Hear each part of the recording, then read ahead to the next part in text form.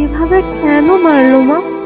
মা, আমি তো যেমন ডিউটিতে যাই সেই রকমই ডিউটিতে গেছিলাম, কিন্তু আমি তো জানতাম না যে আজই হবে আমার শেষ দিন।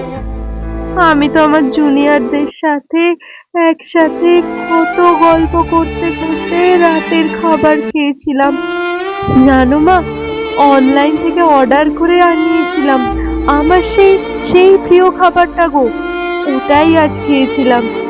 তখনও যদি একটু বুঝতে পারতাম যে এটাই আমার শেষ খাওয়া হবে, এটাই আমার শেষ গল্প।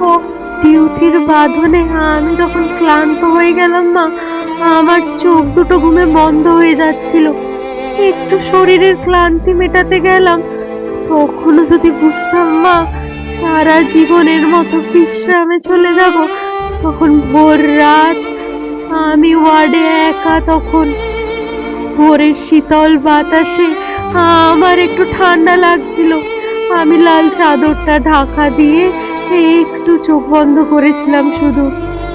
সেই সময়ে অপেক্ষায় থাকা ওরা ওরা আমার সাথে, ছি মা, আমার খুব কষ্ট হচ্ছিল জানো তো।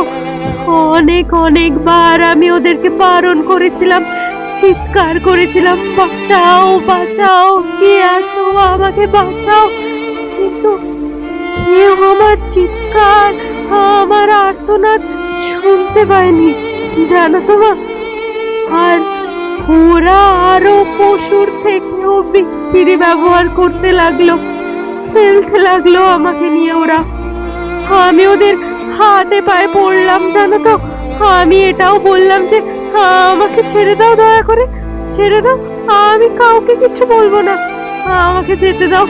কিন্তু ওরা আর আমার তোমার কাছে একবারও যাওয়ার সুযোগটা করে দিল না, দিল না তোমার কোলে শেষবারের মতো মাথা রাখতে, দিল না শেষবারের মতো তোমার হাসি ভরা মুখটা একবার দেখার সুযোগ করে দিতে, দিল না বাবার স্বপ্নে তার রাজকন্যার বড় ডাক্তার হওয়ার কাহিনীটাকে সত্য করতে, আমার গলা টিপে ধরে নিজেদের সর্বশক্তি দিয়ে আমার গলা চেপে ধরে। জানো মা, আমি অনেক চেষ্টা করেছিলাম বাঁচার, কিন্তু হয়তো আজ ভগবানও চায়নি যে আমি হয়তো বেঁচে থাকি। ওই পশুদের শক্তির কাছে আমি হেরে যাই, আমার গলার হাড় ভেঙে যায়, ওরা আমায় ওভাবেই ওখানে ফেলে চলে যায়, ওই ওই বিবস্ত্র ভাবে।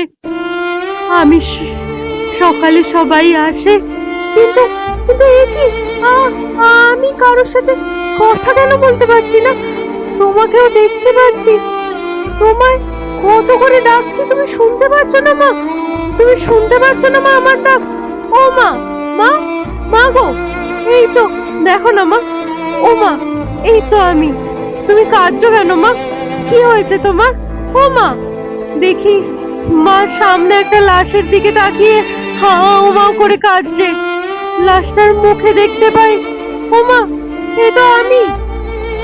আজকে হোয়াটসঅ্যাপ স্ক্রোল করতে গিয়ে দেখি আমার এক পরিচিত মাসি আমাকে এই লেখাটা পাঠিয়েছিল, কিন্তু তাতে আর কি লেখকের কোনো নাম লেখা ছিল না। লেখকের নাম ছাড়াই আমি তার লেখাটা পাঠ করলাম। তাই যদি কেউ জেনে থাকেন এই লেখাটা কার লেখা, তাহলে প্লিজ আমাকে কমেন্ট করে জানাবেন। লেখাটা পড়ে আমার চোখ দিয়ে জল বেরিয়ে আসছিল, তাই সাহস করে সেই নির্ভয়া দিদি, বোন বা তার উদ্দেশ্যে এই লেখাটা আমি পড়লাম। তো যদি ভালো লাগে লাইক, শেয়ার এন্ড সাবস্ক্রাইব করে আমাদের চ্যানেলের পাশে থাকবেন।